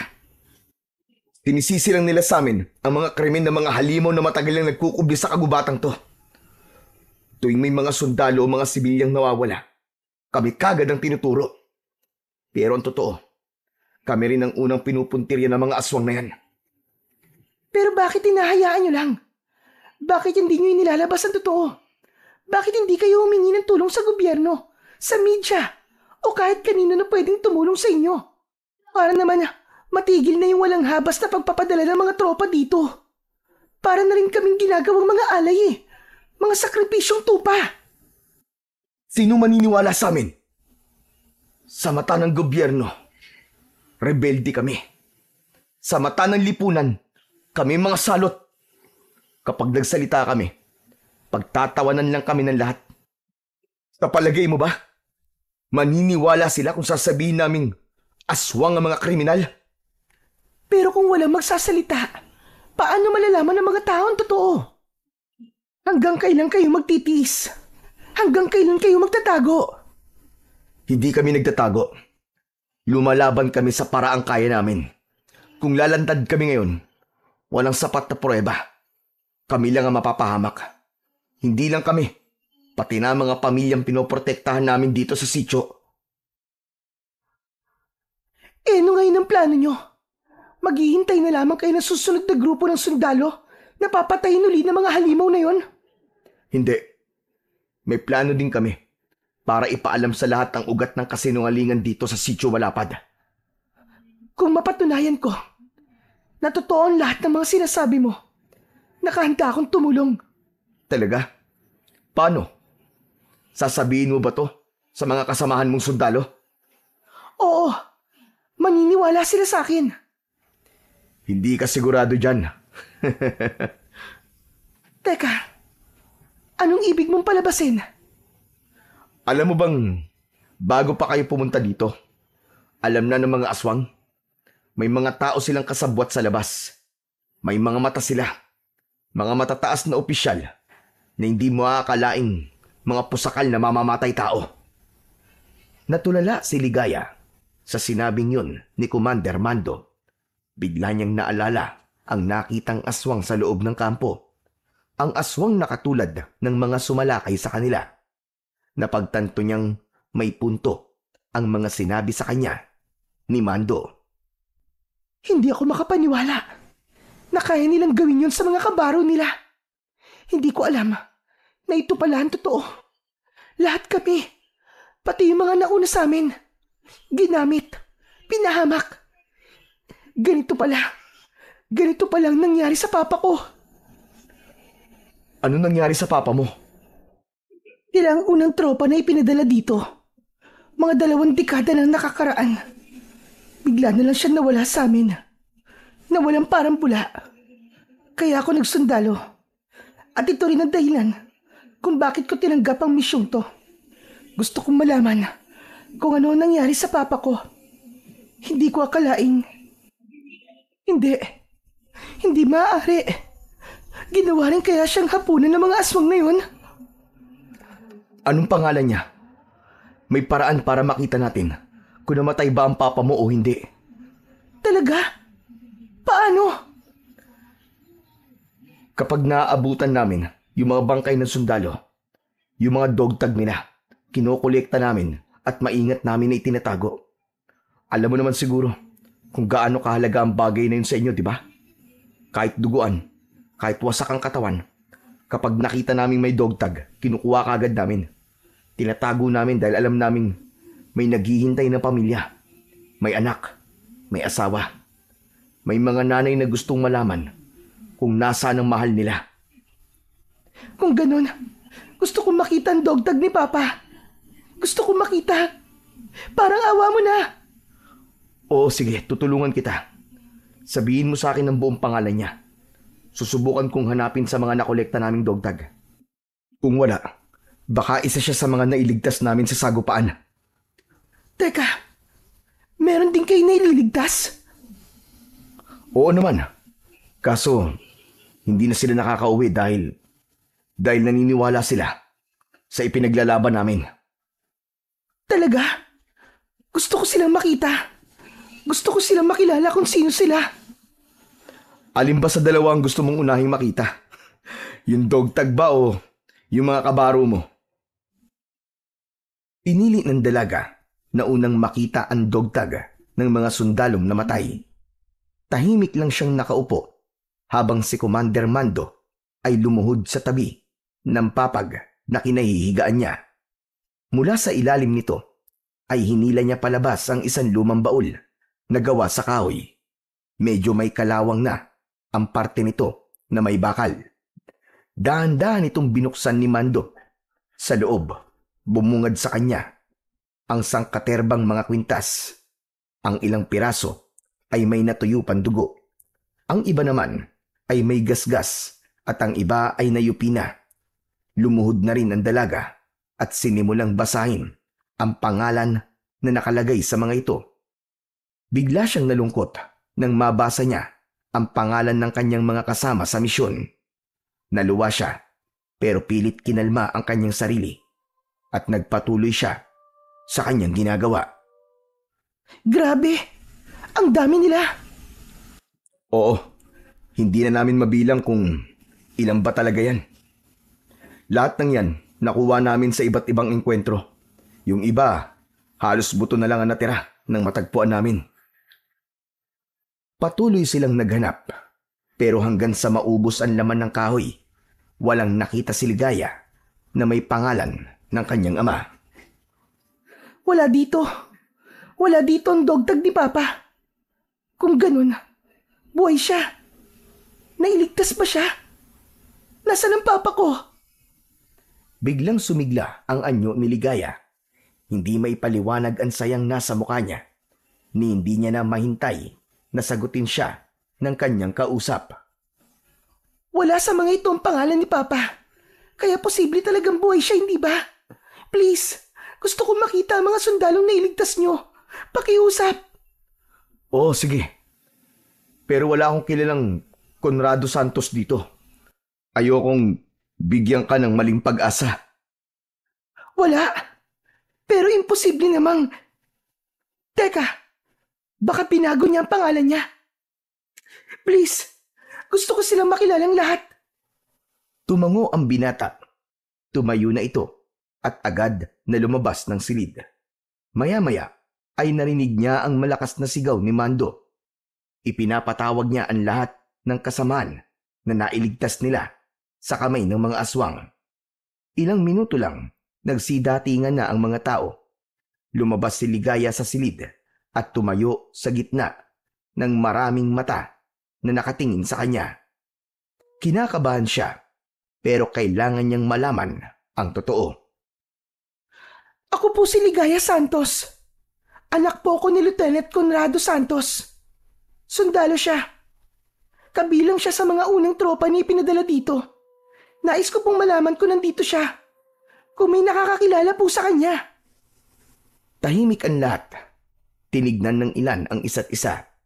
Tinawag ang kanilang mga pangalan, pero wala sa kanila ang pangalan ng ama. Nasaan ang papa ko? Nasaan siya? Bakit wala siya dito? Anong nangyari sa kanya? Akala ko malalaman ko na. Pero wala pa rin pala. Hindi na kinaya ni Ligaya ang nararamdaman. Nahilo siya sa sama ng loob at lungkot, kaya dali-daling ibinalik siya ni Commander Mando sa loob ng silid. Doon siya umiyak ng umiyak. Ilang sandali pa, may pumasok na lalaki sa loob ng kwartong yun. Taturo? Aba, totoo ba to? Gising na ang pasyente ko? Pagkakita sa lalaking dumating, agad na napatayo ang dalaga. Papa? Ikaw nga! Papa ko! Teka, Papa. Bakit mo ako tinatawag na Papa? Nako, mawalang galang na. Mukhang may pag-uusapan kayong mahalaga. Mabuti pa iwan ko na lang muna kayong dalawa dito. Dali-daling lumabas si Mando para bigyan sila ng pagkakataong makapag-usap. Umupo ang lalaki sa tabi niya habang pinagmamasdan siya. Ako si Ligaya. Anak mo ko. Hindi mo ba ako nakikilala? Tahimik si Katuro. Ilang sandali pa, hinawakan siya sa pisngi niya. Ikaw si Ligaya? Ang anak ko? Ako nga, Papa. Ako to. Grabe. Ang laki mo na. Paano napunta ka dito sa sityo? Tulad mo, Papa. Pinadala din kami dito para sa misyon. Pero lahat pala ng impormasyong sinabi nila tungkol dito sa sityo, lahat ng yun ay kasinungalingan lang. Tama ka. Maraming matataas na opisyal ang kasapi ng grupo ng mga aswang. At ang mga sundalo, ipinapadala nila rito. Hindi para sa tunay na misyon, kundi para gawing alay o pagkain ng mga kalahi nila. Kaya pala wala lang nakakabalik. Wala kaming alam. Akala namin rebelde ang kalaban. Pero ang totoo, ginamit lang kami. Ganon din na nangyari sa amin noon. Dinala kami dito para linisin daw ang lugar.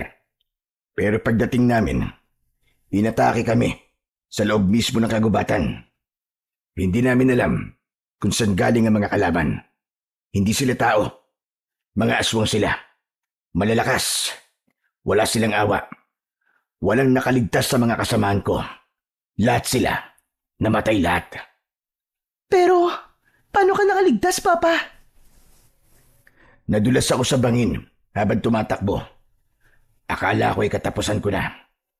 Pero doon ako nakita ng grupo ng tatay ni Commander Mando. Hindi nila ako pinabayaan. Inalagaan nila ako hanggang sa gumaling ako. Pero pagbangon ko, wala na akong maalala. Tinawag nila akong Katuro. Nasanay na ako sa pangalang yon. Kaya naman, maski bumalik na ang alaala ko sa paglipas ng panahon, hindi ko na binago ang pangalan ko.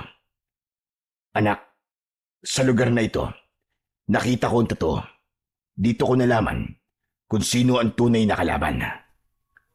Nang bumalik yung alaala mo, hindi mo ba inisip na bumalik? Matagal ka naming hinintay. Namatay na lang si Mama na ikaw ang inaalala niya. Sinubukan namin, pero laging may nagbabantay. May mga aswang na nagkalat sa labas. Hindi sigurado kung makakalabas ba talaga kami ng buhay. Saka, hindi ko maiwan ang taong tumulong sa akin. Yung mga sandata nila. Mula nang sumanib ako sa kanilang grupo, ako ang nagbasbas nun. Lahat ng klase ng kapangyarihan. Kaya nung tapatan. Kahit mga kapangyarihang kabal. Kapangyarihang kabal? Yun ba yung hindi natatablan ng mga bala ng baril at talim ng mga sandata? Oo. Walang halaga ang anumang klase ng anting-anting na kabal kung tatamaan ng talim ng talibong. Kaya po pala, nasugatan din ako. Ano ka mo? May ibinigay po sa akin si Lolo. Heto po. Teka, yan ang mutya ng bayo ko. Tama po. Nang malaman po ni Lolo na itong misyon ko, ibinigay niya po sa akin to. Iniwan mo daw po ito noon sa tabi ko. Oo, iniwan ko sa iyo talaga noon yan. Kasi hindi ko alam na ganun kadelikadong misyon. Akala ko kaya ko na. Akala ko, dahil may alam akong mga dasal at may alam din tulad ni tatay, kaya ko na. Pero nagkamali ako. Kung naniwala sana ako, baka nailigtas ko pa ang mga kasama ko. Pero Papa, wala rin tong naging silbi. Ako lang din ang nailigtas niya. Papa, wala akong silbi. Wala akong nagawa para ipagtanggol ang mga kasamaan ko. Lahat sila namatay nang wala man lang ako nagawa. Hindi mo kasalanan, anak. Wala kang kasalanan. Yung mga ganid, yung mga buwaya sa kampo, sila may kasalanan ng lahat ng ito. Magbabayad sila. Pagbabayaran nilang lahat ang mga kahayupan nila. Papa, hindi kita iiwan dito. Sasamahan kita sa misyon na to. Tutulungan natin ang mga sundalo. Tutulungan natin ang lahat ng mga tao dito sa Sitio Malapad. Nagyakap silang dalawa. Mahigpit, parang ayaw nang maghiwalay. Talabas ng silid, tahimik na nakikinig si Commander Mando habang nakasandal sa dingding. Masaya siya para sa dalawa. Teka, nasan po pala ang dogdag niyo, Papa?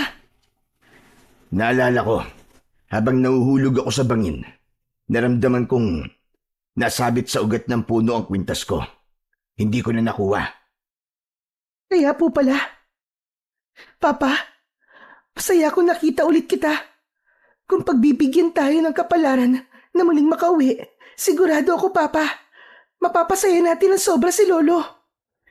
Yun ang pangarap ko. Gusto ko ding makita si tatay. Miss na miss ko na siya. At ang mama mo. Kahit malungkot ang balitang patay na siya, gusto kong makita pa rin ang libingan niya. Gusto kong humingi ng tawad. Magagawa po natin yun. Pagkatapos ng misyon natin, gagawin natin lahat, Papa. Muling yumakap si Ligaya sa kanyang ama. Ngumiti naman si Katuro.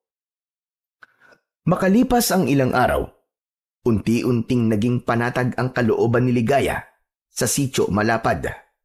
Naging mahalaga at malapit na sa kanya ang lugar dahil dito niya natagpuan ang kanyang ama na inakala niyang matagal ng patay.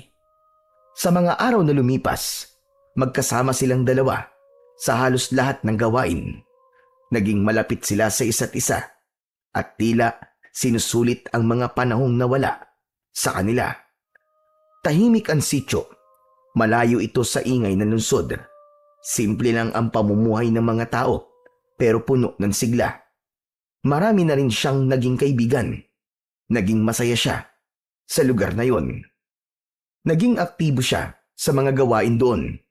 At isa na dito ay sumasali siya sa mga pagsasanay na isinasagawa ng mga kalalakian. Bagamat ng una ay hindi siya pinayagan, Ipinilit niya ang kanyang sarili at kinatwirang sanay siya sa mga ganong klase ng pagsasanay. Dito siya natutong humawak at gumamit ng talibong. Ito ang sandata na ginamit na pangdepensa ng grupo laban sa mga aswang. Mabilis siyang natuto. Hinangaan din siya sa mabilis niyang pagkilos. Ngunit minsan ay nasosobrahan niya, lalo pat madalas ay nagagamit niya ng hindi sinasadya ang kapangyarihan ng mutya na kanyang inaalagaan. Pero sa tulong ng kanyang ama, natutunan niyang kontrolin ang kanyang lakas. Tinuruan siya ni Katuro hindi lang sa pagkontrol at wastong paghataw ng talibong, kundi pati na rin sa mga aralin tungkol sa pag-iingat, sa disiplina at tiwala sa sarili. Ang talibong, hindi lang basta tabak na pamugot ng ulo. Kaluluwa yan ng mga mandirigma. Sa bawat talim na mga ito, dala mo ang dangal ng mga taong ipinagtatanggol mo. Ginawan ni Katuro ng sandata si Ligaya, isang talibong na siya mismo ang nagpanday. Pinangalanan niya itong Dalisay. Tanda raw yun ng malinis nilang hangarin, ang tapusin ng kasamaan at protektahan ang mga inosente. Anak, yang talibong na yan ay hindi lang basta armas. Paalala yan ng paninindigan natin. Gamitin mo yan para sa tama, para sa kabutihan. Salamat, Papa. Pangako po, gagamitin ko lang ito para sa mga aswang na yon. Mula noon, araw-araw na nagsasanay si Ligaya tuwing umaga. Hinahasa niya ang kanyang kakayahan kasama ang ibang kasamaan sa paggamit ng kanyang mutya at ng talibong.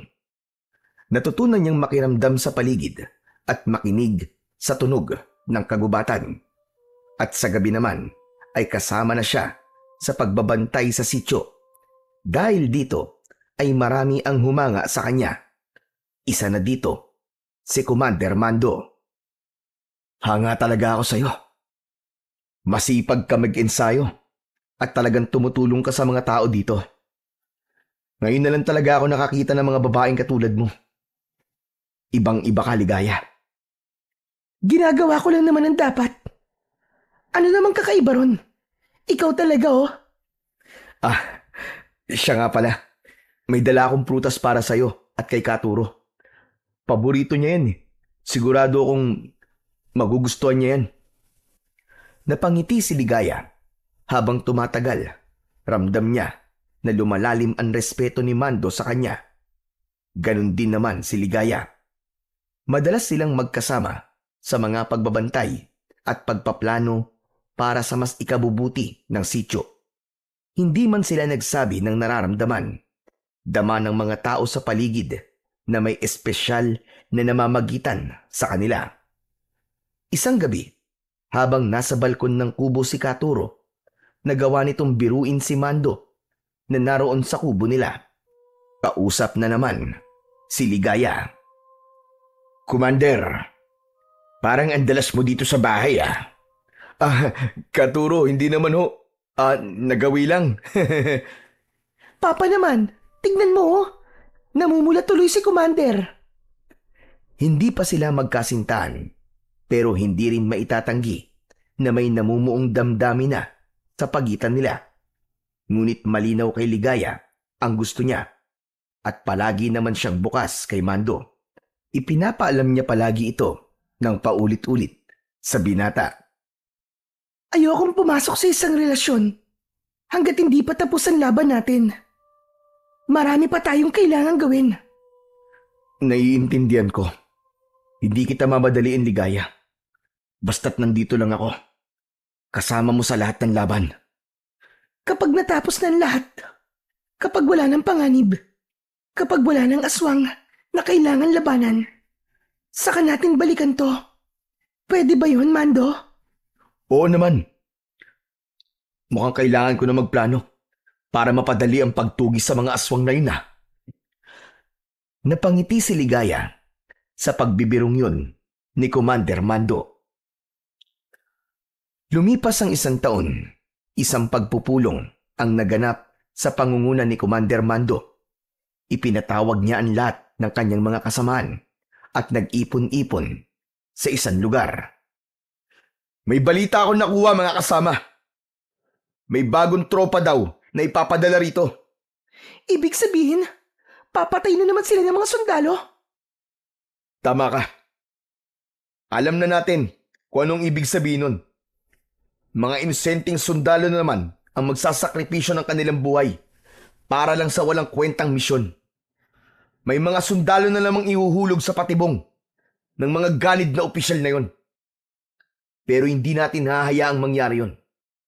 Kailangan natin silang iligtas. Kailangan nating pigilan ito.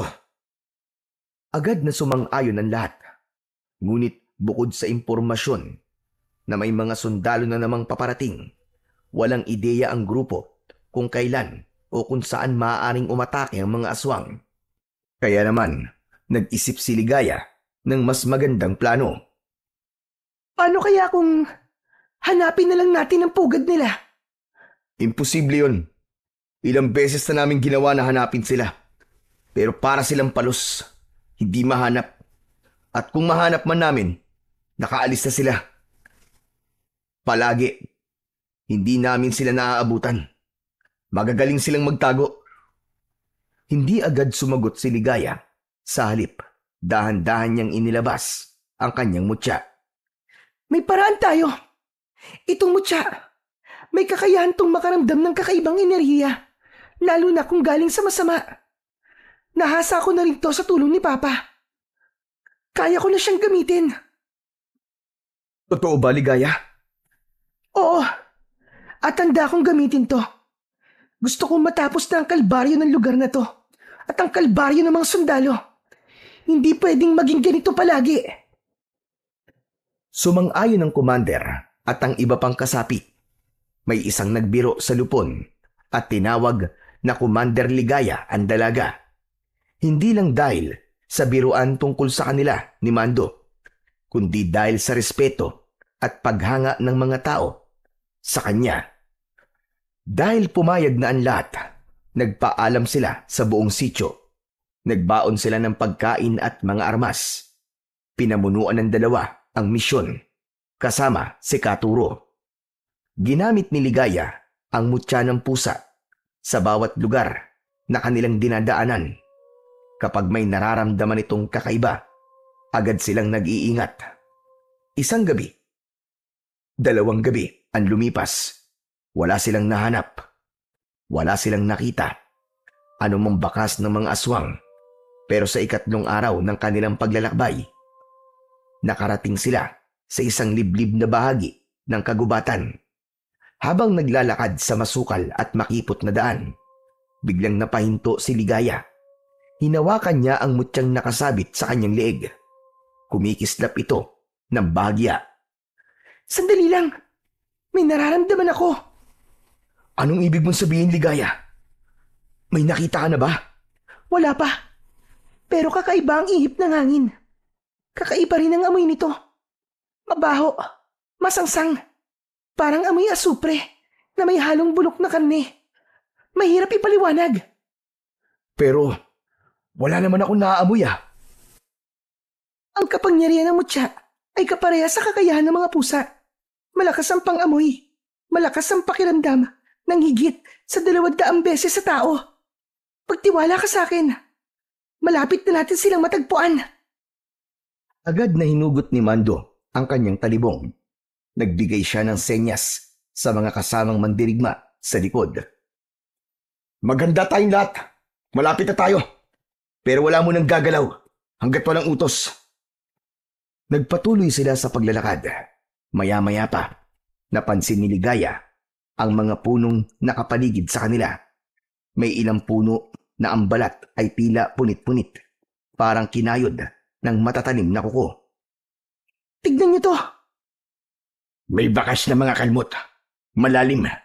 Malalaking kuko ito. Hindi ito gawa ng mga hayop. Napatingin sa kanyang mutya ang dalaga. Lalo pan lumakas ang senyalis ng mutya. Ngayon ay kulay kahil na ito at may mumunting kumikislap na parang bituin. May nararamdaman na din siyang init at bahagyang kuryente kapag dumadampi sa balat niya ang mutya. Itinuturo tayo ng mutya pa kanluran. Doon tayo pupunta. Naglakad silang muli. Ngayon ay pakanan at mas liblib na ang bahagi ng gubat na yon. Matagal silang naglakad hanggang sa makarating sila sa isang bangin. Doon niya nakita ang isang malaking kuweba sa ilalim ng talon. Mahirap makita ito, pero dahil malinaw ang mga mata ni Ligaya dahil sa mutya, kita niya pa rin ito kahit na nakatago sa malalaking bato at sa likod ng bumabagsak na tubig. Sa loob niyan? Oo, tama ka. Nandyan sila. Magsipaghanda kayong lahat. Ito na ang hinihintay nating laban. Nagtinginan ang mga mandirigma. Kita sa mga mata nila ang tapang at kagustuhang masimulan ang digmaan. Mga kasama, wala nang atrasan to. Para sa mga nawalan ng pamilya. Para sa mga inosenteng pinatay nila. Para sa sinira nilang reputasyon ng sityo. Tapusin na natin to. Ngayon na! Pagkasabi nun, may 3 nilalang ang lumabas mula sa talon. Matatalas ang ngipin at tila naamoy sila. Hindi na sila nagsayang ng oras. Sugod, mga kasama! Agad silang bumaba ng bangin. Isa sa mga aswang ang sumugod kagad. Agad din itong hinarap ni Commander Mando. Sinalubong niya ito ng hawak niyang talibong. Iwinasiwas niya ito sa liig ng aswang. Gumulong ang ulo nito sa mga bato at ang katawan ay nangisay. Bumulwak ang dugo. Isang malakas na alulong ang ginawa ng isa pang aswang. Dahil doon ay nagsilyabasan sa kuweba ang iba pa nilang kasama. Mando! Ilag! Mabilis ang pangyayari. Isang aswang ang biglang lumitaw mula sa likuran ni Mando.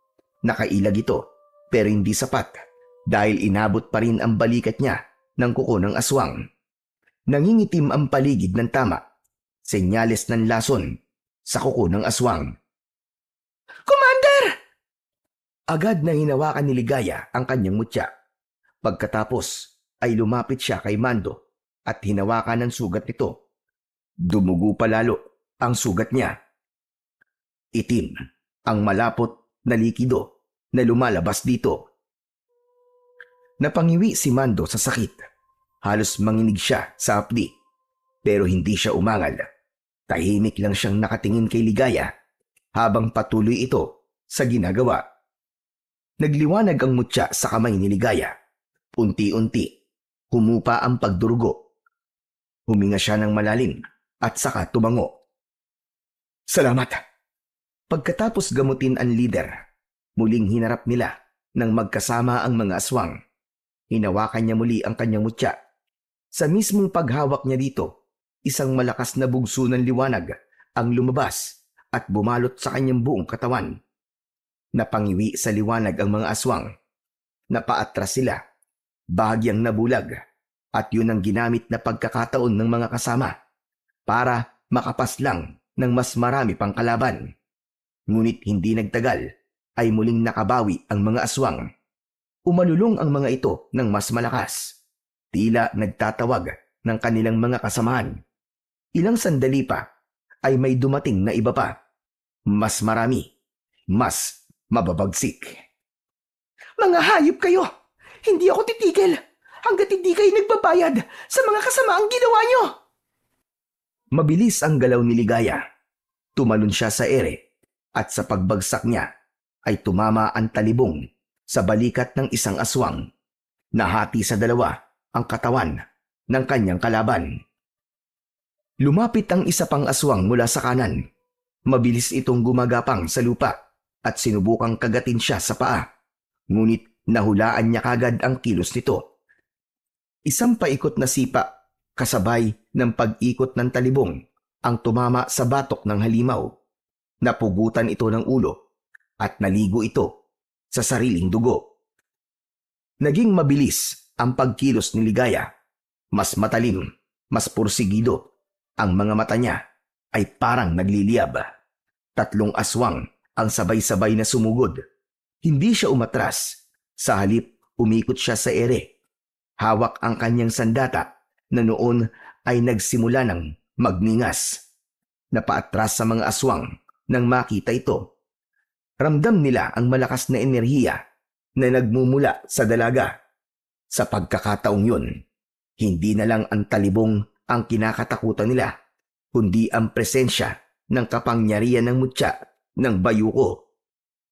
Hindi na nagsayang ng sandali si Ligaya. Pinagsasasaksak niya ang mga aswang sa sikmura at kung sino man ang matamaan nito, agad silang nagliliyab hanggang sa maging abo. Ang galing mo, Ligaya! Para to sa lahat ng mga sundalo, Mando. Tapusin na natin sila! O Ligaya, para na rin sa Sitio Malapad! Sabay nilang sinugod ang mga natitira pang mga aswang. Makalipas ang ilang minuto, humupa ang liwanag ng mutya. Nang bumalik ang katahimikan, nakita nilang nakahandusay na ang lahat ng aswang na hindi pa nasusunog. Agad kumilos ang mga mandirigma. Nagtipon sila ng mga kahoy at sinimulang sunugin ang mga bangkay. Pagkatapos ng matinding sagupaan, bumalik sila sa sitio. Ipinaalam nila sa mga tao ang buong pangyayari. Nagdiwang sila. Nagkaroon ng handaan, sayawan at kasiyahan sa lahat ng sulok ng sitio. Sa gitna ng pagdiriwang, nag-usap sina Ligaya at Commander Mando. Tapos na ang misyon, Ligaya. Baka naman pwede na. Napangiti ang dalaga. Tumango siya ng marahan. Oo, Mando. Sinasagot na kita. At mula noon, naging opisyal na nga ang kanilang relasyon. Masayang masaya ang lahat. Ngunit bago pa tuluyang manatili sa sityo, nagpaalam ang dalaga sa kanyang kasintahan. Gusto kong umuwi. Gusto kong makita ang lolo ko. Gusto ko ring iuwi si Papa. Oo naman. Hindi ko pipigilan kung ano man ang gusto mo. Nandito lang ako. Maghihintay ako sa'yo. Salamat, Mando. Salamat sa pangunawa. Isabay mo na ang lahat ng mga sundalong gusto na ring umuwi para makapiling na din nila ang mga mahal nila sa buhay. Tumango si Ligaya. Niyakap niya ng mahigpit si Mando. Makalipas ang ilang araw, dumating sila sa baryo. Hindi makapaniwala ang matanda nang makita siya. Pero mas lalong nanlaki ang kanyang mga mata nang makilala niya ang lalaking kasama ng kanyang apo. Conrado! Conrado, anak! Buhay ka! Nanginginig ang boses niya. Halos hindi makapaniwala. Mabilis siyang lumapit at agad na niyakap si Katuro. Sumunod si Ligaya. Sabay silang tatlo sa mahigpit na yakapan. Diyos ko, maraming salamat. Salamat at ligtas kayong dalawa. Akala ko wala na kayo. Akala ko, mamamatay na lamang ako na mag-isa. Ang sakit-sakit na po. Ang tagal mong nawala. Akala ko talaga hindi na kita makikita ulit. Lolo, sinabi ko naman sa'yo, diba, babalik ako. Heto, tinupad ko ang pangako ko. At may bonus pa. Kasama ko pa si Papa. Lolo, miss na po namin kayo. Muli silang nagyakapan at ipinaramdam sa isa't isa ang kasiyahan sa muli nilang pagkikita. Sa wakas, nabuo na ulit ang pamilya nila. Samantala, pagkatapos nilang magpahinga, pinuntahan ni Katuro o Conrado ang libingan ng kanyang asawa. Buong pusong lumuhod siya sa harap ng puntod nito. Mahal, nandito na ako. Tapos na ang bangungot. Nakabalik na ako. Ligtas. Pasensya ka na. Kung ang tagal bago ako nakauwi. Hindi ko ginusto ang nangyari. Hindi ko sinasadyang iwan ka. Pero kahit kailan, hinding-hindi ka nawala sa puso ko. Mahal na mahal pa rin kita hanggang ngayon. Inilapag niya ang mga rosas sa puntod. Sandaling pinikit ang mga mata. Mahal, sana mapatawad mo ko. At sana, masaya ka na ngayon. Balang araw, magkikita ulit tayo. Nanatili siyang nakaluhod ng ilang minuto. Kinabukasan, si Ligaya naman ang naglakbay. Gusto niyang puntahan ang mga pamilya ng mga kasama niyang nasawi sa laban. May dala siyang ilang dogtag, mga pagkakakilanlan ng mga sundalong hindi na nakauwi. Isa-isa niyang iniabot ito sa mga naiwan nilang mahal sa buhay. Yung iba, hindi niya personal na naibigay, kaya humingi siya ng tulong sa ilang kakilala para maipadala sa pamamagitan ng koryo. Tahimik lang si Ligaya habang ginagawa yon. Mabigat sa puso, pero alam niyang yun ang tama. Huling respeto para sa mga kasamahan niyang nagbuwis ng buhay. Ngunit hindi pa doon nagtatapos ang misyon ni Ligaya. May isa pang kailangang magbayad. May isa pa siyang dapat na singilin. Isang gabi, palihim siyang pumasok sa kampo gamit ang kanyang mutya. Walang nakapansin sa kanya. Agad niyang pinuntahan ang silid kung saan madalas na naglalagi ang general na kanyang pakay. Pumwesto siya sa tabi ng bintana at mula doon, narinig niyang may kausap ang lalaki. Ano nangyari sa mga kasamaan natin? Bakit wala na sila? Ano? Sinalakay sila ng mga rebeldeng yon? Buwisit! Humanda sila sa akin. Magpapadala ko ng isang batalyon na sundalo doon at pupulbusin ko silang lahat. Nang matapos ang tawag, lumabas ng kanyang kwarto ang general. Nagpunta ito sa likod. Mula sa dilim, nakita ni Ligaya ang pagbabago nito ng anyo. Ang dating tao ay unti-unting naging halimaw. Umalulong ito ng malakas. Maingat na lumapit si Ligaya. Habang nakatalikod ang nilalang, tinagpas nito ang ulo ng halimaw. Gumulong ang ulo nito sa lupa. Nasunog ito hanggang sa naging abo. At ang bakas niya ay tinangay na lamang ng hangin. Tama lang yan sa'yo. Hayop kang manyakis ka. Iginalang ka ng mga kabaro. Pero anong ginawa mo? Isa kang taksil. Ngayon, ay maglalaho kang tulad nila. Walang bakas. Parang bula. Tapos na ang misyon ni Ligaya. Pagbalik niya sa bahay nila, doon na siya nagpaalam sa kanyang ama at lolo. Wala namang nagawa ang dalawa nang sabihin niyang babalik na siya sa sitio Malapad. Naiwan ang kanyang papa para may kasama ang kanyang lolo sa bahay. Kasabay nito ay nangako ang dalaga na dadalaw-dalawin sila. Pagbalik ni Ligaya sa sitio, agad niyang sinabi sa mga tao na simula sa araw na yon, may mga darating ng sundalo. Pero hindi para manggulo. Totoo na raw ang misyon nila, ang tumulong at i-rehabilitate ang sitio Malapad. Kasabay naman nun, ang pamamaalam ng grupo. Umalis na sila sa lugar para maiwasan ang gulo at para makapag-move on na rin ang buong sitio.